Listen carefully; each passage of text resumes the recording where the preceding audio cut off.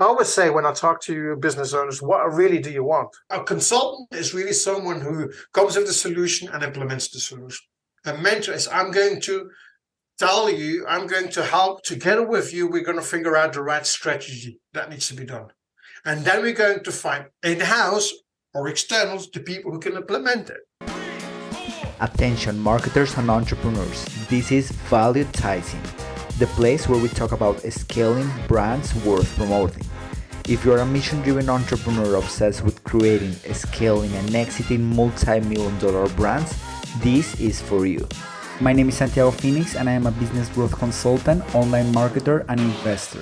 I have helped more than 100 7- and 8-figure founders increase profits, claim their time back, and transform the world. Now it's your turn. Welcome to the show. Hello and welcome to Valuetising. My guest today is Erwin de Grave, a mergers and acquisition expert, business investor, and mentor. Erwin helps established business owners grow, scale, and exit their businesses, and he's also the vice president of an international NGO that advocates for open government and transparency to fight opacity and corruption in governments. Erwin, welcome to the show. Hello, Santiago. Thank you for your invitation. It's great to have you here. So the audience will be mostly entrepreneurs and marketers. And the first thing that I wanted to ask you is, how do you see exiting a business? What does exiting a business means to you? Because it seems to me that you operate like with a broader definition than most people. Well, for me, an exit of a business, if you look at it from a business owner, you have different levels of exit. When you say exit, most people think directly just selling your business to someone else and go away, step away and do something else. But this is not always the level of exit that I'm talking about, because sometimes an owner could be what we call an operator owner, meaning he's still or she's still working in the business, but really wants to be able to take a step back and transform to be an operator to more a passive owner that more makes strategic decisions. So that's one of the kind of exits that I'm looking at to help business owners to do, to say, listen, I've been in the business for 10 years, 15 years, and I want to start stepping a big step back because I want to relax some more, I want to do something else, but I don't want to sell my business. And then you can go even further. You could also say, listen, I step back as an operator, but I'm going to be a manager. The next level that you can say, I want to be off the org chart. So I really don't want to appear in the org chart. I do not want to be the director. I just want to be, for example, the president of the board of directors and just purely make a strategic decision. And then sometimes you could say, well, I become a passive, really passive. I don't want to be the president of the board of directors. Maybe my kids are going to be, but I'm still going to be the owner. I'm just completely stepping back. So these are different levels of exit that you can look at. All right. And then exit, of course, you can also go for a partial exit. If you look at the first thing that I was talking about, the partial exit, say, listen, I want to sell maybe a part of my business because I want to get a partner in there that maybe is going to then in time take it over and take it further and allows me maybe two things at the same time. I get someone else on board that allows me maybe to take a step back as an operator, and I got someone else that becomes part of the owner of the business but becomes the operator. So there's different kinds. It depends. I always say when I talk to business owners, what really do you want? And sometimes they don't know. So you kind of help them move to their next transition. Yeah, exactly. It's really helping them to understand, because sometimes, or most of the times, they don't know really what they want. So it's a process just talking to them, really listening to them. Sorry, and really figuring out. So, and asking questions: what really do you want? Why did you start a business? What's the history about the business? What is the story about you as a business owner? Is it your first business? Have you more businesses? Why did you start it? And so on and so on. And all that information allows me to figure out, so listen, but is that really what you want? Is that not really what you want? And I'm not scared to really oppose them and say, listen, you saying this, but I don't think that's the right thing. Maybe it's the other thing that you want to do. Yeah. Is that right? And really something, and that's helping them. And that's what they value. It's really the value they give them. They say, listen, I got someone who's listening to me, who understands me, and can help me to achieve what I want to achieve at the end. Interesting. So it's like coaching, but of course you also are an investor. So yeah, I've been a coach as well. different. So I come actually originally from the management consultancy branch. So I've always been a management consultant. I'm still am. It's not something that I can hide. But I also went into coaching, and many years I was coaching. I am not officially promoting myself anymore as a coach, but it's something that I use when I talk to business owners, of course, and that helps.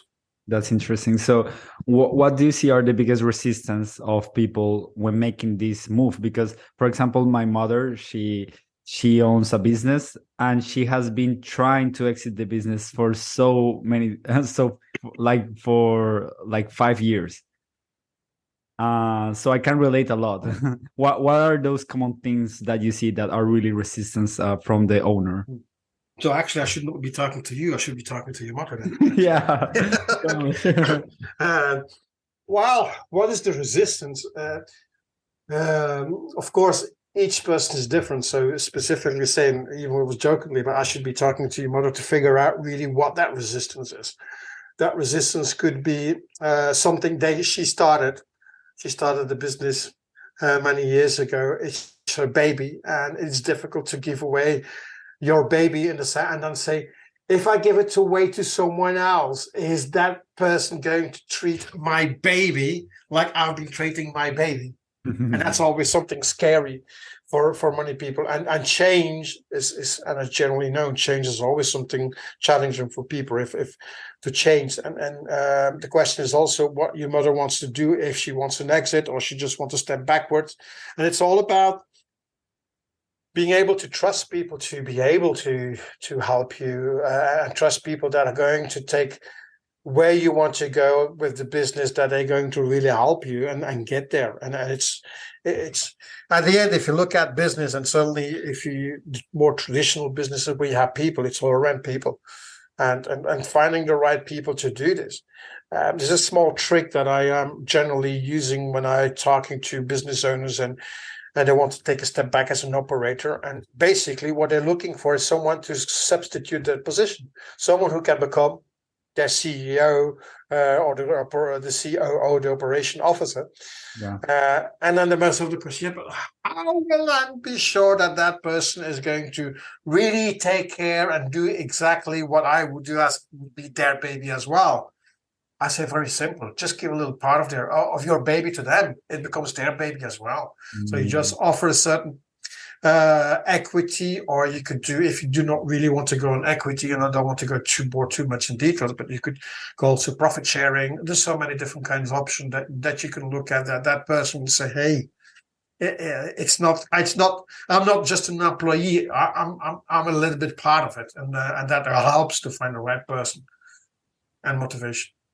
That's super interesting. So, when you approach these business owners, or when they come to you, I don't know, how do you differentiate yourself to be really an investor and not just another consultant?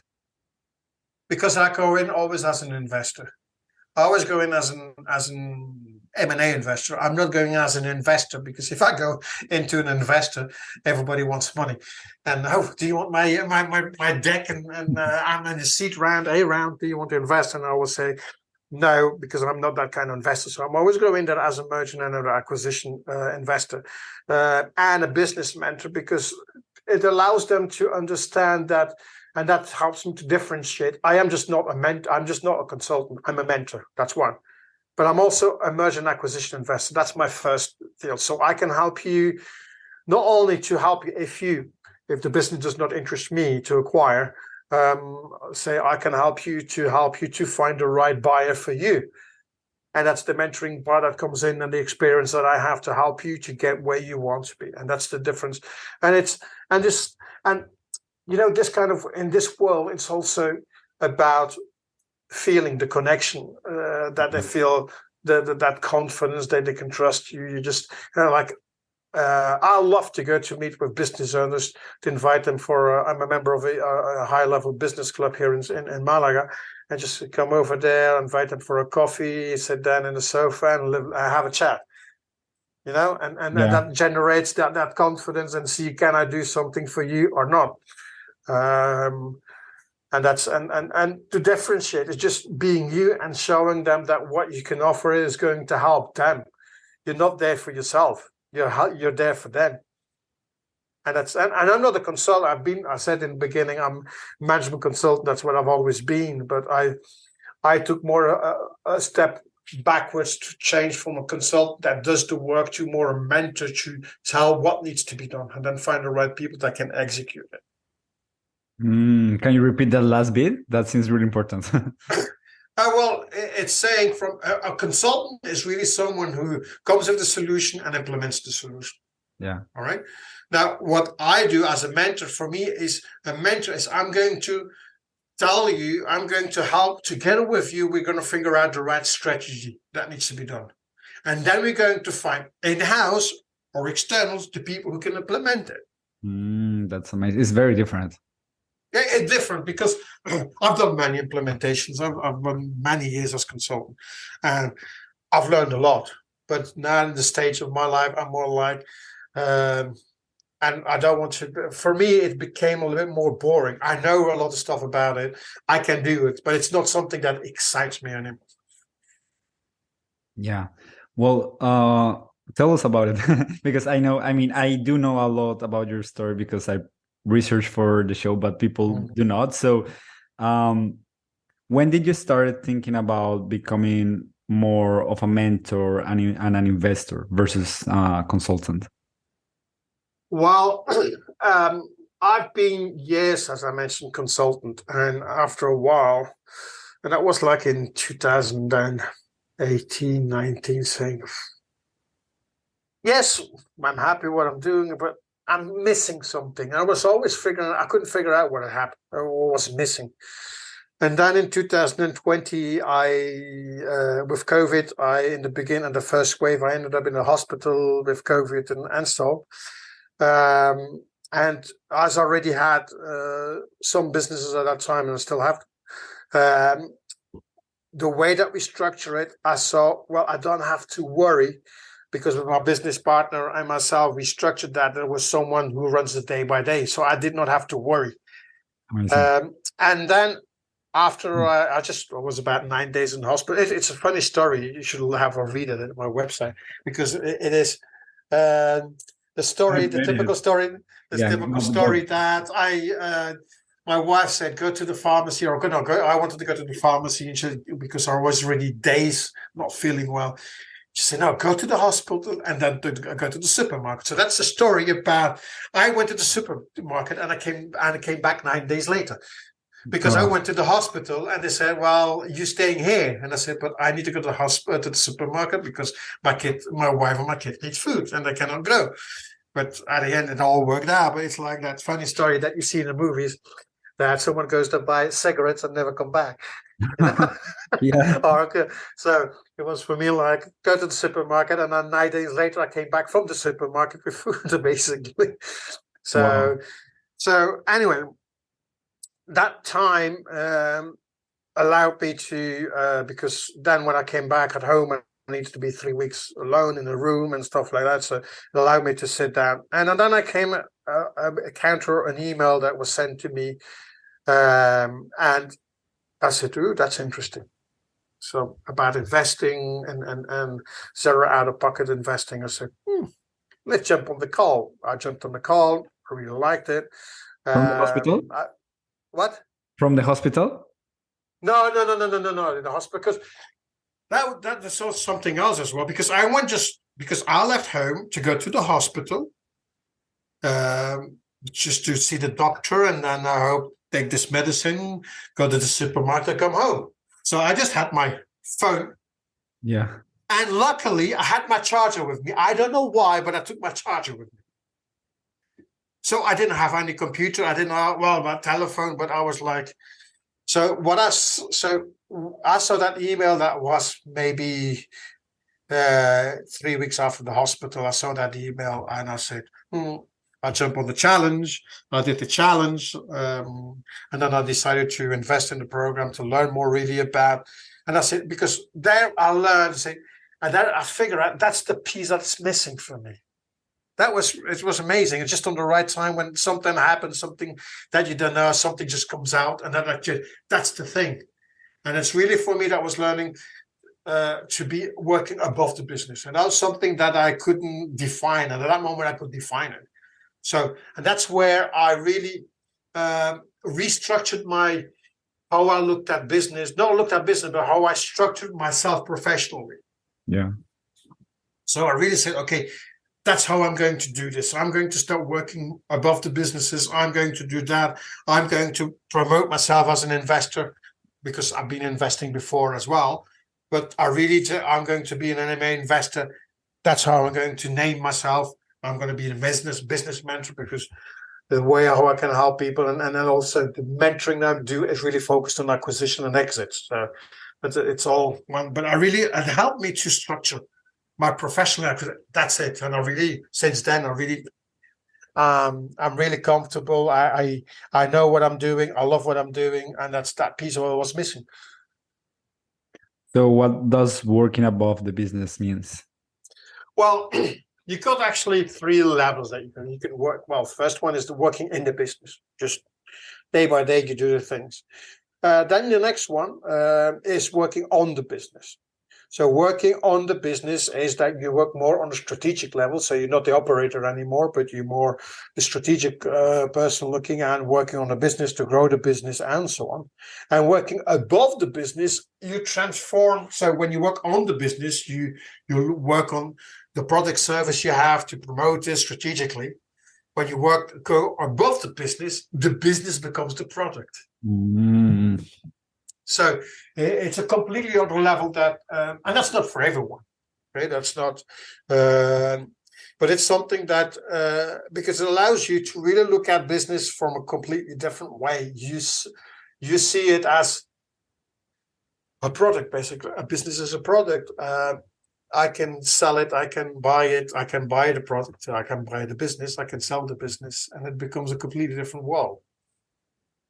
So if the business is the product, the buyer, the customer would be investors, private equity investors, right? Well, not only. It could be someone else who wants to buy a business and wants to operate it.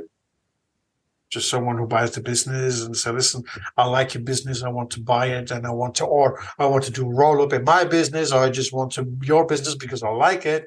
Or it could go to private equity that you grow it and then you sell it and to private equity. It's all different kind of options.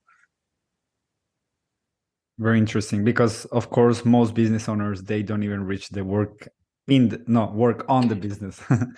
Most they don't get there because they really because what are they really? They become this I'm going to start my business. I'm going to have my financial freedom. I'm going to have my time freedom. First thing they learn, time freedom doesn't really exist. Certainly if you're an operator, it does not. And really when the business starts growing and it's good, but they become really the firefighters. They become firefighters because that's not working out to go. So they really start with to have a team, but it's really firefighting they do. And it doesn't allow them to really take a step backwards and say, so let's try to look strategically at the business, because it's so many fires sometimes that they don't have the time to do this and they get exhausted. So what is then my step, that what I'm trying to do is listen, say, let's do a half-day consultant. Let's take you away from the business. Let me set you down and let's sit together and then look at your business. Where's your business? Where do you want to go? Let's figure out a plan that we can figure out. So when they come after the half day, they say, oh, I got something I can work upon. And at the same time, if they're really in that, you're always going to have some firefighting things, but it's more, if it's occasionally, it doesn't matter. That's normal. But if it's like a continuous, let's figure out a plan so we can reduce that firefighting for you. Maybe we need to find another person that can be the firefighter. And if you're doing too much firefighting, that means something basically is going wrong in the structure, how you structure your business, how your business is run. That means you don't have Because if it's all, for example, it's I'm very good at processes and so on. So what it means, if you have something that the fire and the same fire comes always back, that means let's look at that fire and try to figure out that it doesn't become a fire anymore. It just becomes part of the process. Yeah. So important. You know? It is. If it only happened once a year, doesn't matter. That's a fire, put it out, that's fine. But it becomes repetitive. So if something comes repetitive, so if, for example, a fire is that customers are starting to complain about one specific thing, of course, you need to attend those complaints. You need to work about those complaints. Sorry. But at the same time, you should sit down and say, listen, what is causing it? Why is this happening? How can we try to solve this, but look at not solving the customer complaints? Let's look at the basic thing. What is really causing it? Can we change our process? Can we adapt it? Do we need to do something different to stop that fire? To go to the root cause. Exactly. That was the word I was looking at, the root cause. And so you're looking at the root cause and you figure out, okay, is there a way we can solve? And there's always a solution somehow. If you don't find it, maybe find someone who can help you to figure it out. Because if you're sometimes sitting so much in the business, you just like in the business and you don't take the time to get out and have a look at like a 30,000 foot over the business. That's my advantage that I can offer. And as any consultant that you can from outside could say, listen, that's what I see.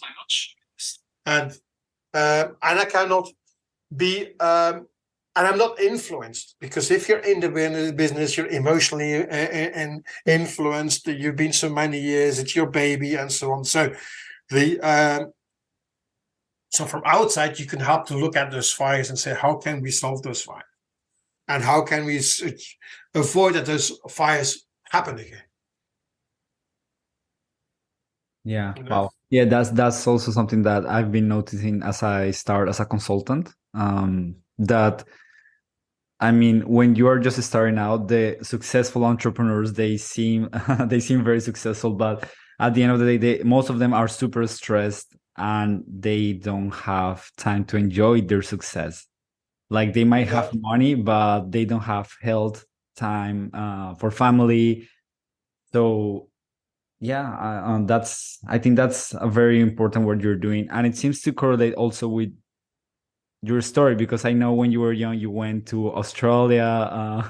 So can you walk us through, like, why is, I don't know, like autonomy so important to you, and how has it inspired you to do this work, this consulting for equity work? Oh, consultancy for equity. Well, I've been, as I said, I've done, when I left university, I immediately went into management consultancy. So, as a concept. lawyer. Sorry. No, I've never been a lawyer. No, I've been a management consultant. So I left university. I've done European business and corporate strategy and marketing. All right. So, and you I went did study law.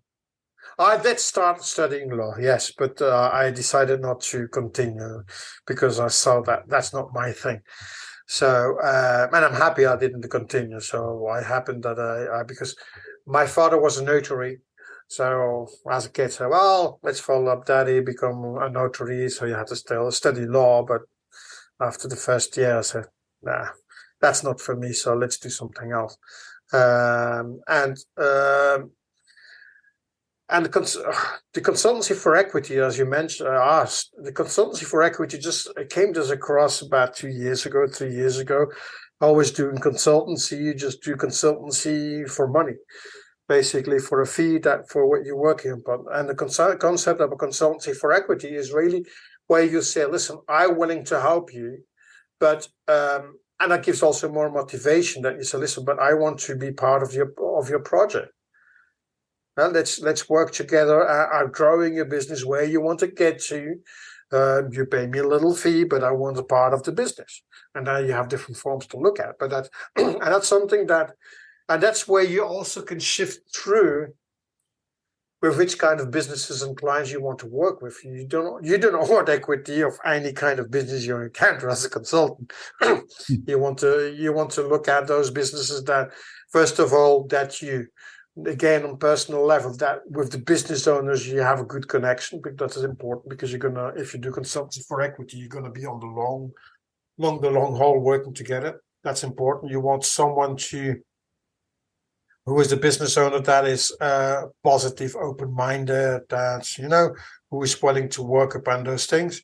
And that you do at the same time, the product or service they're doing something you like. So you don't want to do consultancy for equity just for the equity. You want to do it for something that you like, the thing they do, the business they do, the kind of clients they work with, the atmosphere. So, and if it's not 100% that you want, but you see that the business owner wants where they want to get to, and that you like this, you're willing to do this, and that allows you to decide. Well, with consultancy for equity, you do lesser deals, but you do better deals. That's what. It's just basically consultancy. Where can you help them to grow to better structure? There's so many kinds that I've been very lucky in that sense that when I started management consultancy, it was a small management consultancy firm in Belgium, but I've been working all around Europe and United States and touching every kind of department of the business. I did production, maintenance, marketing, purchasing. After the time I worked for that company 5 years. At the end, I was one of the supply chains experts in it, because something we can say. Sometimes it's easier to have more profits to reduce your purchasing cost than trying to sell more. Because if you're going to sell more, so imagine that you want to sell, so you want to augment your profit for just 1,000 euros. I'm just using, well, let's make it bigger, 1 million euros. Yeah.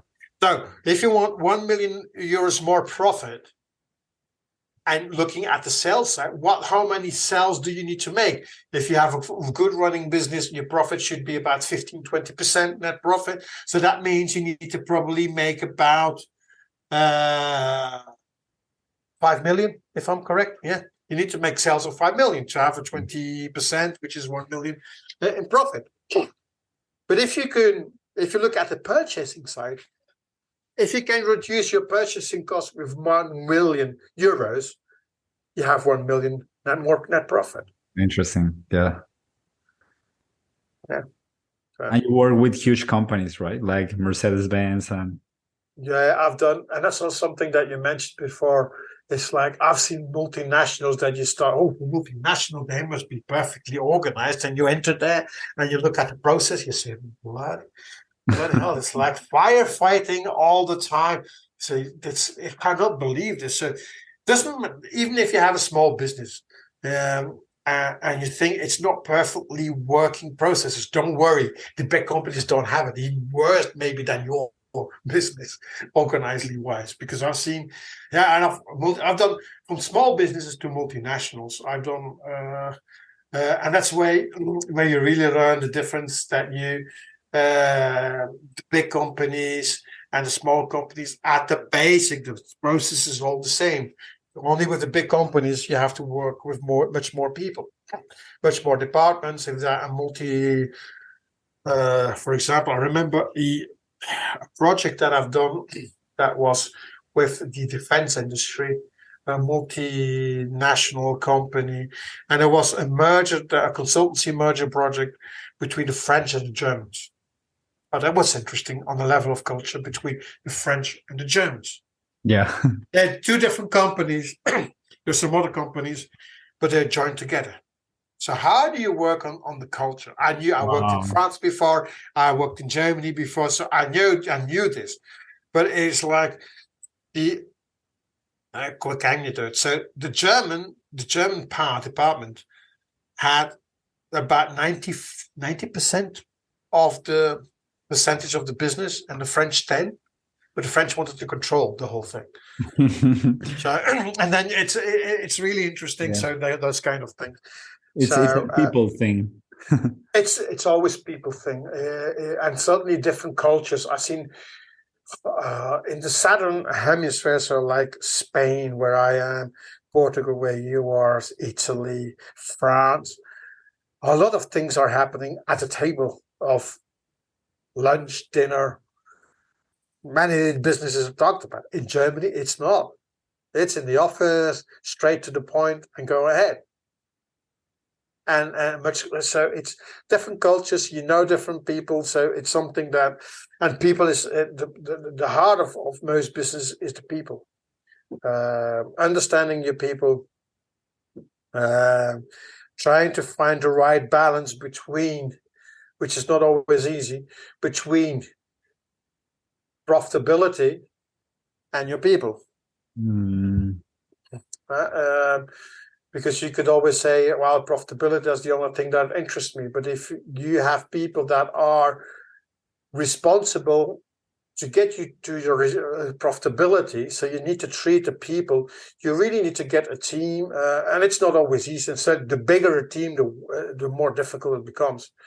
But even the smaller teams, you need to have the right people. You need to have the people. So if you, and it starts with the interview. So if in the process, if you're looking for new people, you always look at what's my culture. Does that person, when you're going to interview someone, does that person fit into my, first of all, the culture of the business? Is it to have the right attitude? Is they going to, or is that person going to help me to grow the business? Are they going to be happy when they come to work for us? These are all important things because you're always looking in the long term.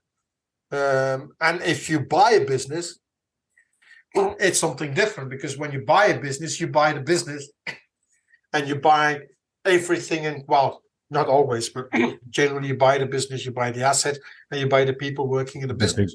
Yeah. And if the owner is going to step out completely, maybe in a while, if you decide to do an earn out, and the people have a good connection with the business owner, then you need to figure out, how can I generate that same relationship? Because basically you're coming as an outsider in.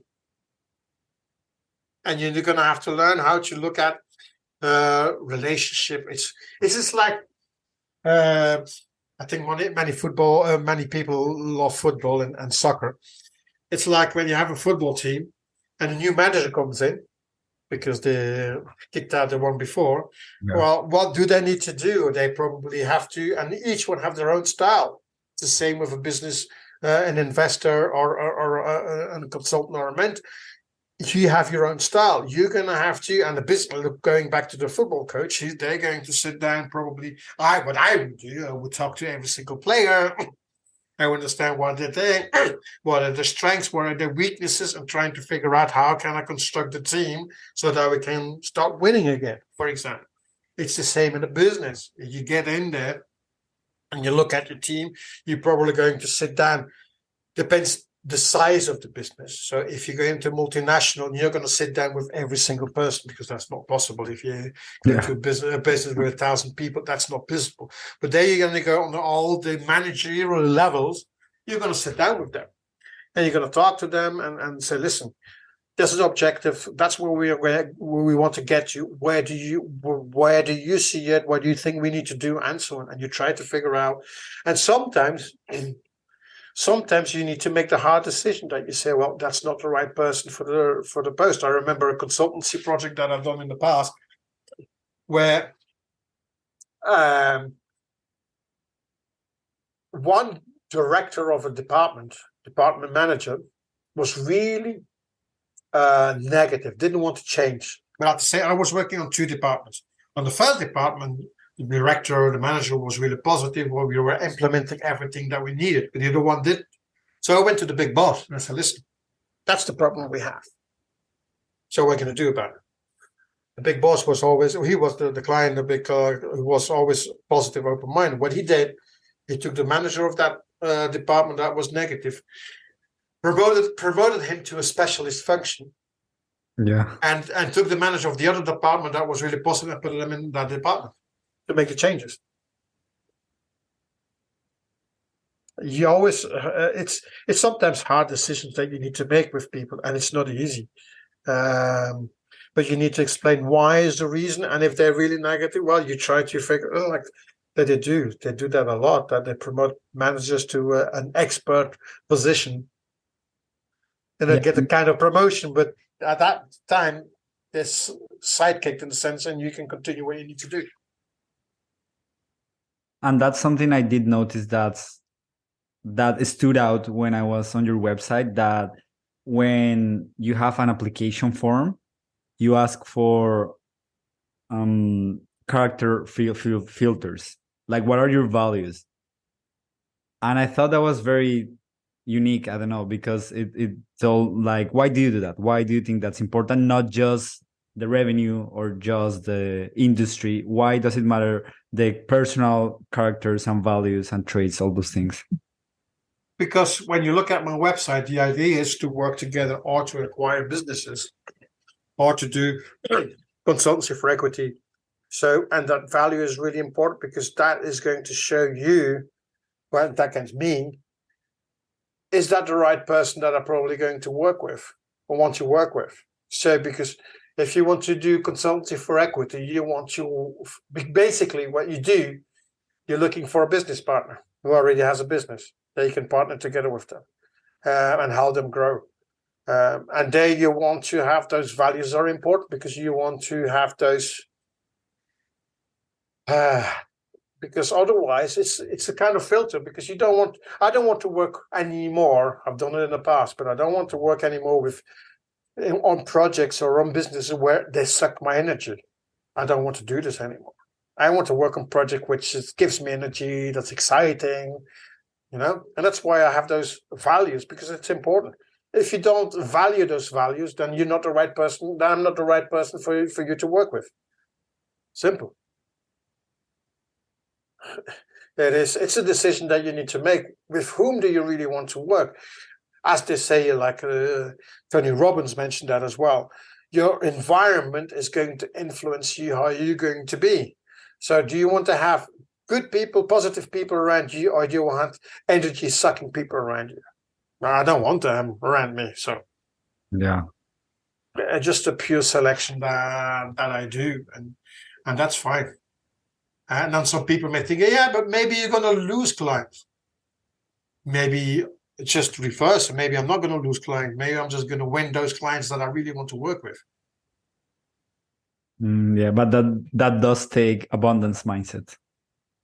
It is an abundance mindset. It is. It's many years of experience. It's not in the sense that you dare to say, I need to do what I need to. I need business. No, I want to do business. It's a big difference between a need. If you're really in a need position, that brings you sometimes with a certain amount of projects that you maybe don't like, but you don't have to do them.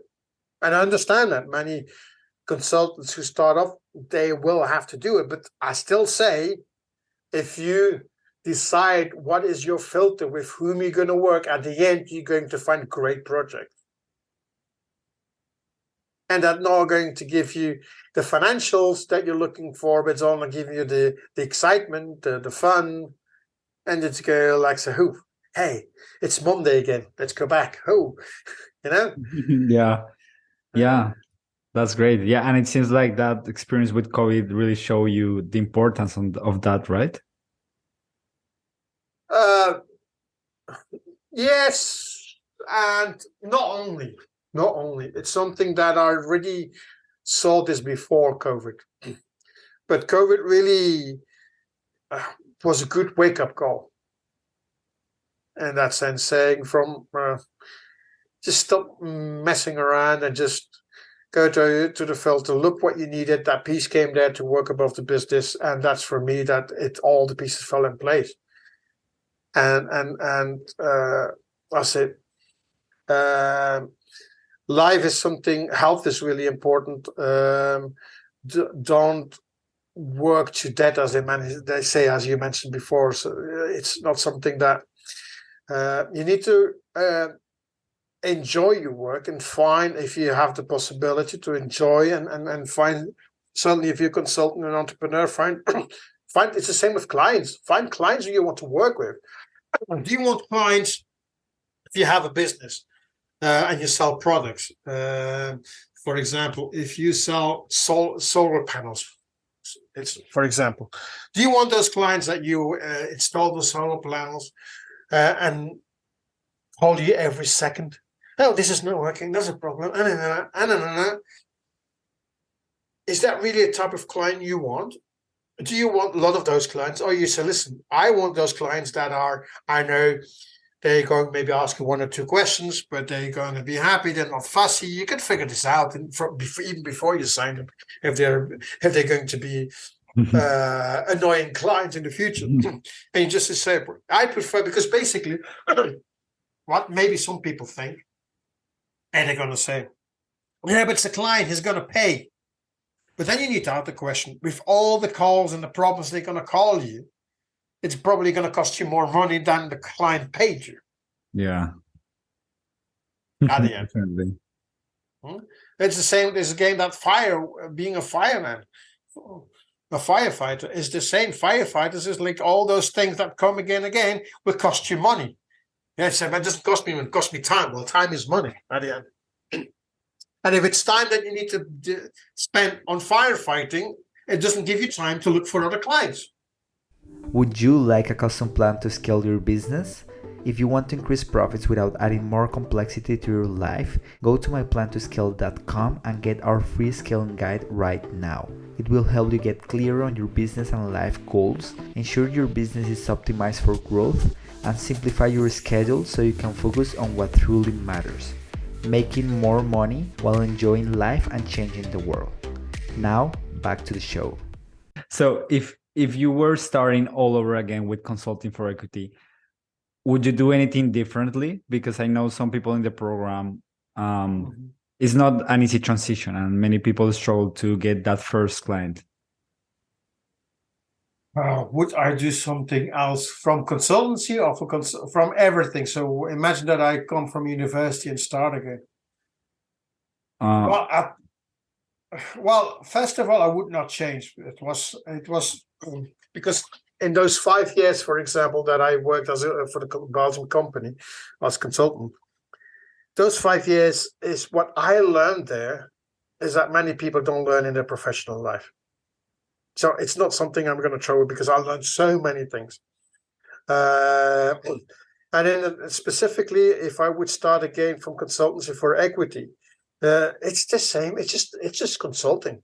The process is maybe a little bit different, but if you have that challenge, you just can continue with your consultancy you've done before, but you'd have something new in your pocket that you can take out and say, hey, maybe that's someone who would be interested to do, for example, a half-day consultant, and who maybe could be open for consultancy for equity. Well, let's go that road.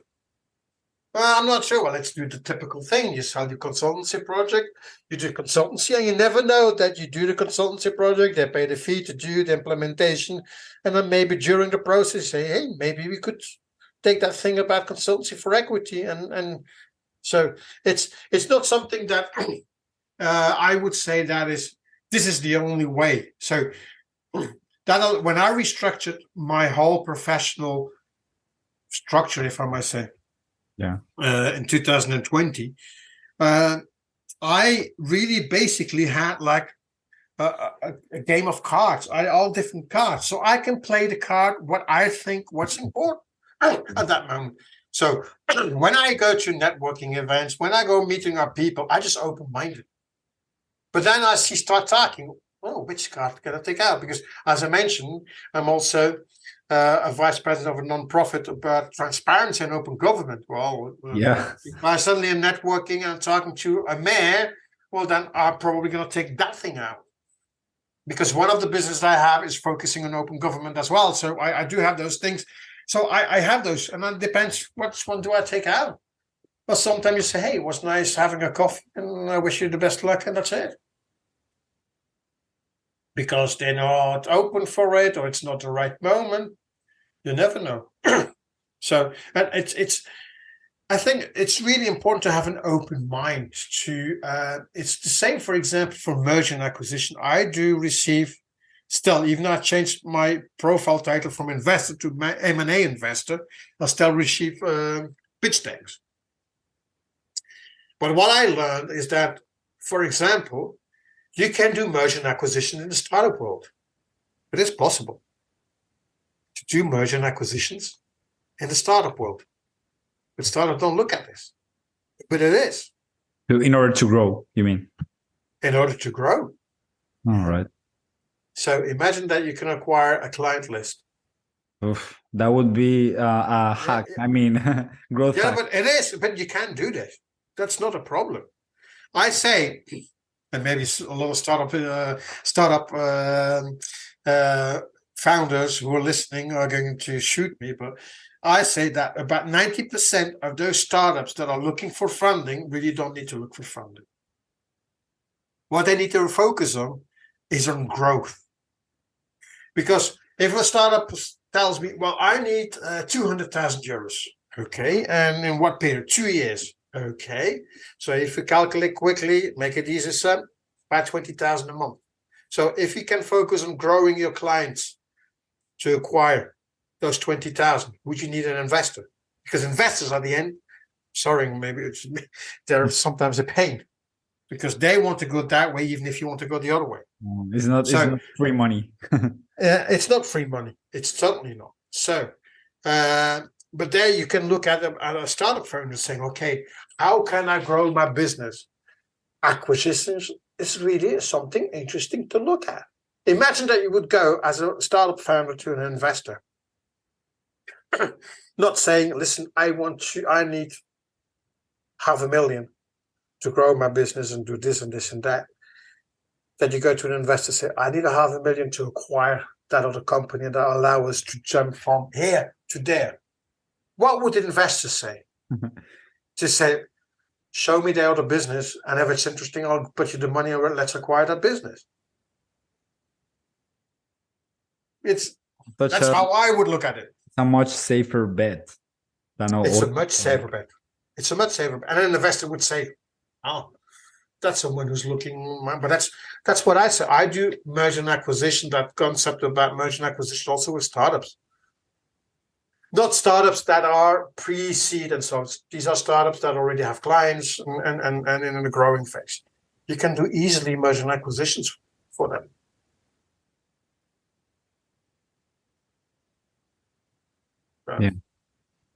Yeah. Well, that's really interesting. I had never thought about that that possibility. So, just as a final question, shoot. I don't know. I'm thinking about it. So we have some time, so don't worry.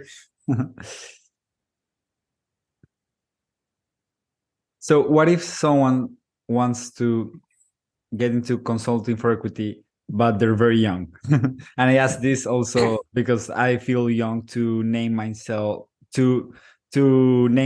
myself a mentor.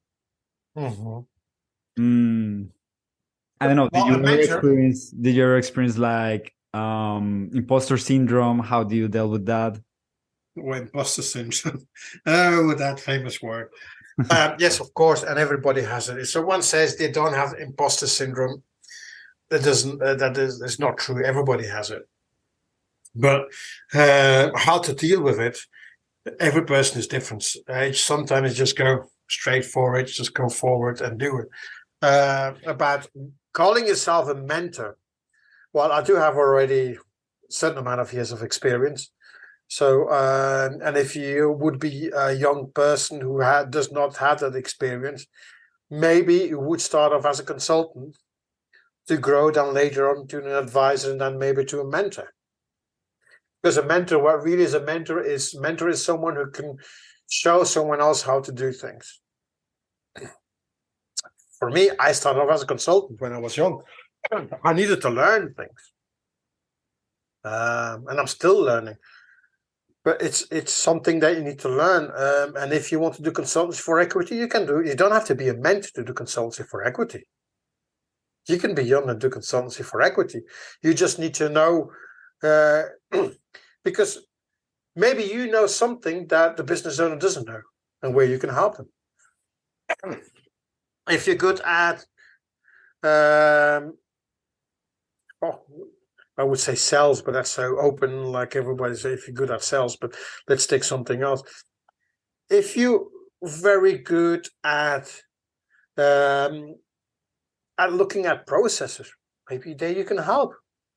And if you're good at process management, or if you're good at project management, you can go to a client and help them with consultancy related to projects. It's all about, the basis is about confidence. You need to believe in yourself. That is fundamental. Because if you don't believe, the client is going to figure this out, that you don't have that confidence. You need to believe that you have the confidence. Secondly, I think it's really, really important, certainly as a young consultant, is not to try to think that you know everything. Have your network. Build up your network. So where you have contact with people that could be mentors, consultants that have the experience, that even if a client would ask you something, that you say, listen, I'm not an expert in this, but in my network, I know someone who can really help you with them. And I'll bring him to the table, or her to the table. So you don't need to be afraid about not knowing something. I think the worst thing you can do as a consultant is trying to give an answer about something you don't know, because at the end it's going to come back, fire back. So you be open. Say, listen, I don't know everything, but I can figure out that answer for you tomorrow. I could give you that answer, and I can ask my network to that specific question you have and give you the answer tomorrow, and they will accept it. That you don't know anything. But why should then, and that's the next question probably you're going to ask, but why should they then work with me if I'm a young consultant? Well, maybe the thing is you bring something to the table that they need or want. And that's the important thing. It's not about, it's important that you know your things, but it's also important about that you, and that's a little bit more about selling, marketing, is how you position yourself, that you can show them, listen, you have this problem and I can solve it for you. How? That's something I'm not going to tell you. Maybe you don't have a clue, but you have the network behind you that you know who can solve it for you and help you. Yeah, that's the only thing that matters, right? The network is so important because having people that could say, listen, for example, I'm an investor, but financials, I can read them, but I'm not an expert about financials. But one of my best friends is an expert in financials and looking at this thing. Perfect. Let's give him a quick call. Listen, I got this. Have a quick look. Is that for you good or not good? And if he says not good, then I say, not good. I'm not touching it. He said, that looks interesting. Well, then I'll go forward. But that's having the people around you. Well, it's not having the people around you. It's just to have the network. And it's not about having, I have 1,659 people in my LinkedIn. Well, that's a network. Yeah, but it's not people that you can maybe call. So when I'm talking about a network, that you have a certain connection with those people, that you can contact them. So listen, I have this. Can you help me out? And that's something you need to build. That's something you need to take time in. That's not something that's going to, from today to tomorrow, you have a big network. You need to invest time. You need to invest in relationship, back to people. It's about people. It's not saying, let's connect and we connected. No, well, you need to, everybody does it that you connect. It's good to have a good connection. But sometimes I have people connected with that I haven't really talked to. And then say, that could be an interesting person. But I start talking to them first. I'm not saying, listen, help me out. Where does he come from? It's saying, listen, it's Erwin. We have been connected. Would love to have I know you're an expert about this. It's something that I maybe have with someone that I have a problem or I need to solve. Would you be willing to jump on a call and have a chat? And you chat and you figure out if they can help, if want to help. and that's it. But it's your network is so good because that allows you to really, as a young consultant, to go in there. Because let's see it. You could be a young person to decide, I love consultancy for equity. That's what I want to do. Never done consultancy. Doesn't matter. But I know people who can help me out. So I'm not going to present myself. I am the consultant. No. We're a team of experts and we're a team of experts helping businesses to grow. How are you going to do this? I've got my team for that. Well, you're not going to say it that way, but you say, well, that's we have you create a blueprint together. If you don't have a blueprint, you say, well, we have a blueprint. Well, that's how we do it. It's not me; it's a team. I'm going to with a team. We're going to look for the right. I'm going to look for the right people for you. That's going to come, for example, to have their consultancy to help you to really fix the problems you have. And there you go.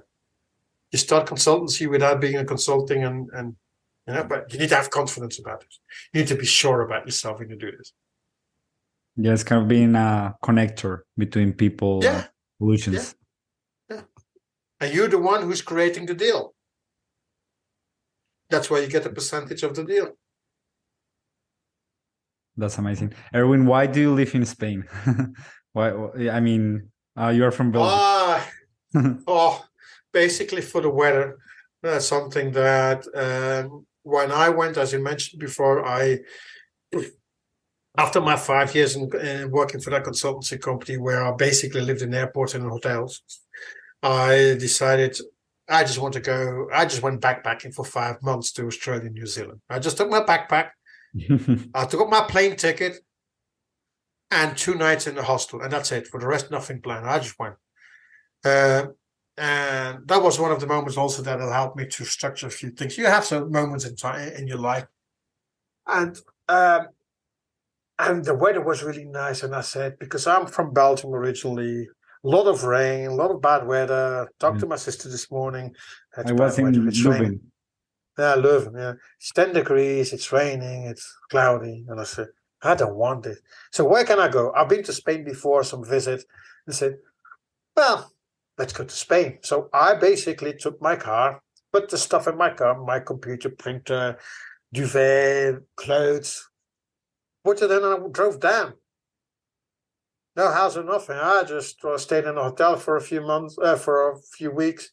My parents had a good friend over here, so I contacted with them, and then they helped to find me an apartment. That's how I decided, and I've been here for 20 years.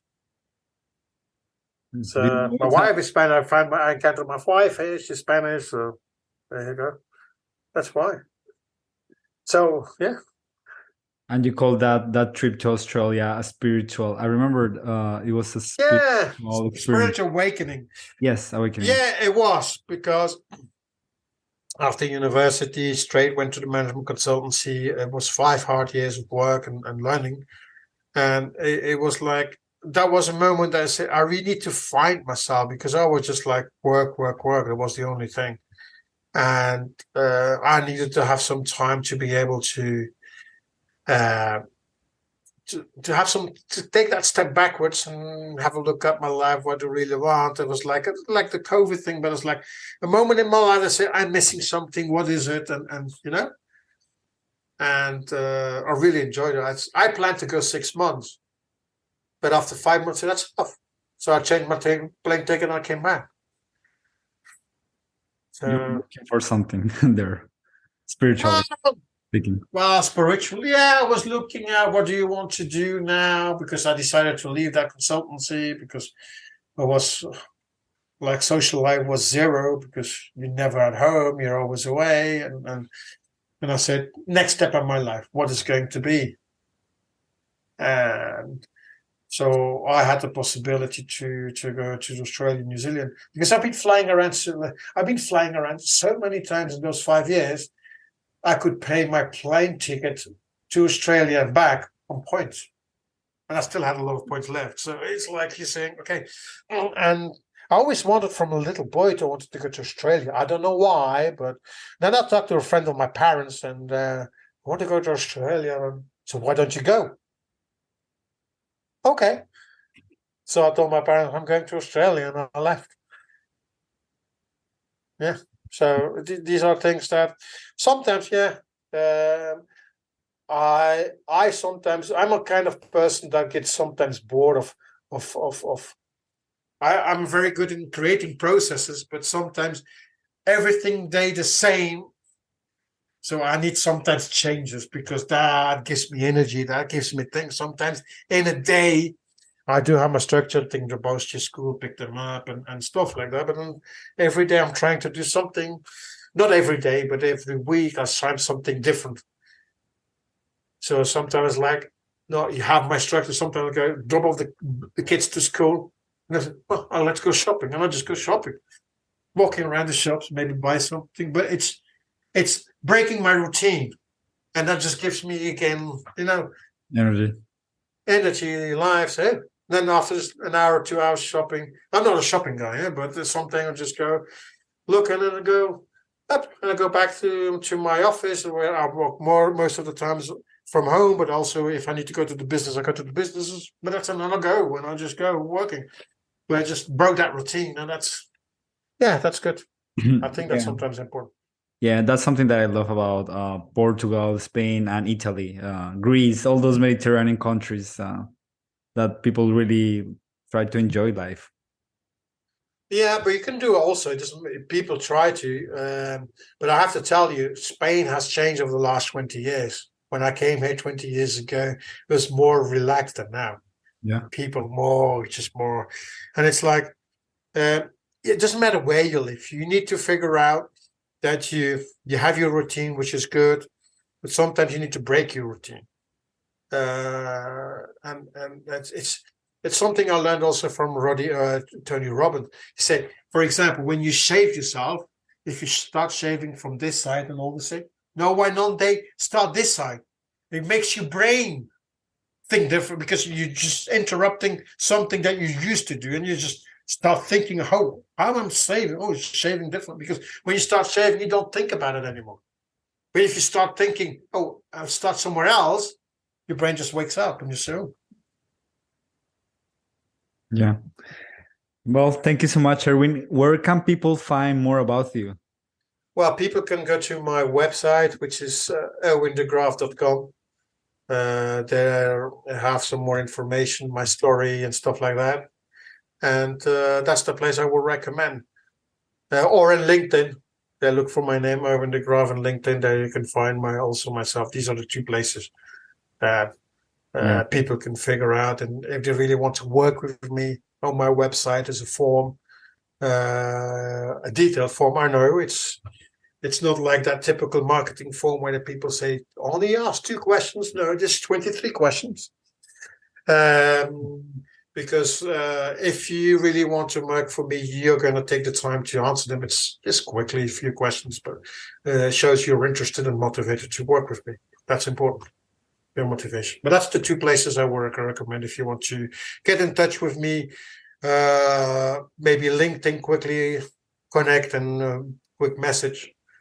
If you want to know more about me, erwindegrave.com. Thank you. Thank you so much for sharing all your insights, knowledge, expertise. It was a personality. Great to meet you. They're great to meet you, Santiago. Thank you. If you enjoyed the show, hit the share button and send it over to one fellow marketer or entrepreneur. We work hard to make sure they'll thank you for it. Also, to get featured on the show, go to valuetising.com and apply to become our next guest. Until next time, keep valuetizing.